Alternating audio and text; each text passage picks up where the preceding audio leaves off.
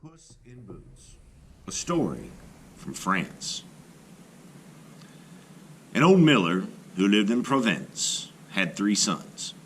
When he died, the miller left the mill to his eldest son, his donkey to his second son, and to his youngest son he left his cat.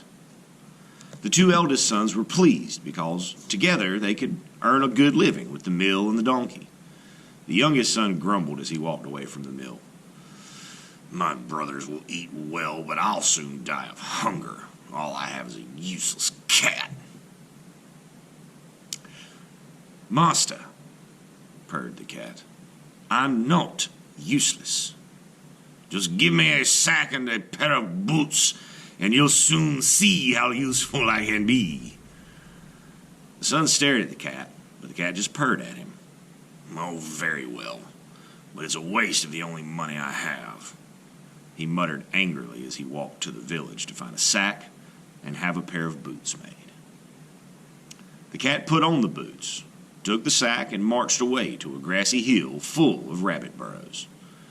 He put fresh leaves in the sack, left it open, and hid behind a bush. Soon the rabbits came out to feed, and one hopped into the sack to eat the leaves. The cat leapt out and grabbed the sack. Slinging it over his shoulder, he marched off to the king's palace.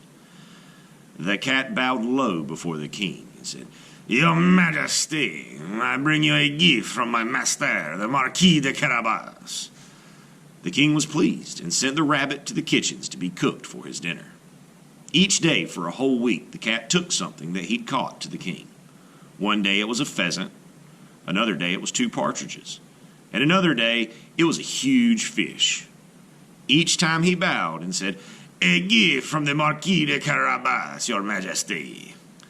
The king was delighted.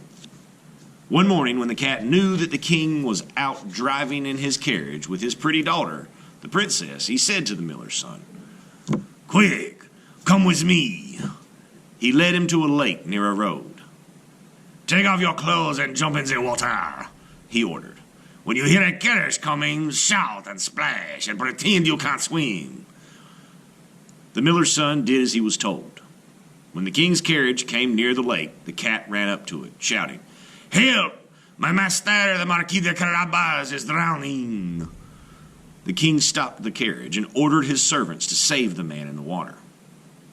When the miller's son was safely on the bank and wrapped in a cloak, the cat said, "Your Majesty, thieves have stolen the Marquis de Carabas's clothes.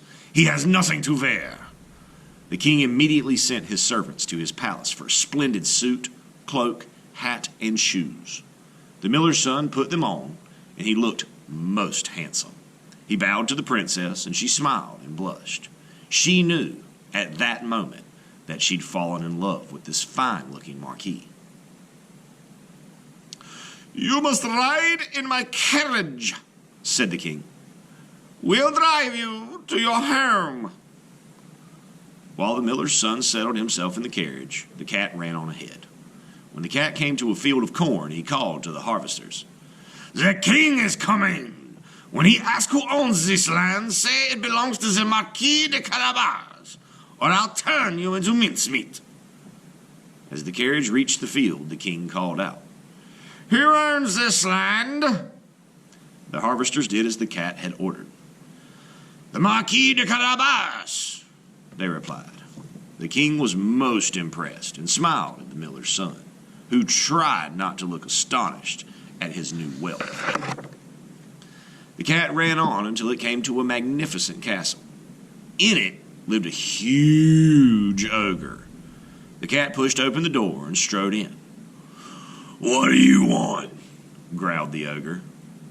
The cat purred.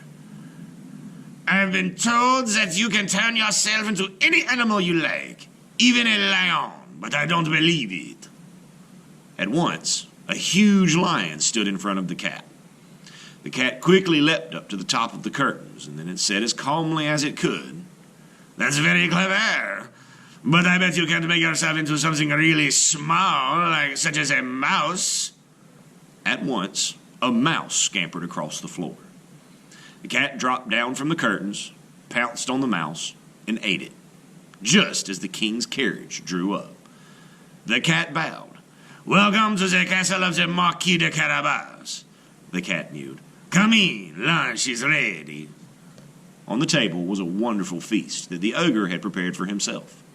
Trying not to behave like a marquis, the miller's son helped the princess down from the carriage. The king gazed at the castle and the land and farms all around it. "The Marquis de Carabas must be very rich and would make an excellent husband for my daughter," he said to himself. The Marquis led the king and the princess into the castle, thinking, "The princess would be a lovely wife for me." Soon the miller's son, now quite used to being the Marquis de Carabas, and the princess were married and lived very happily in the castle.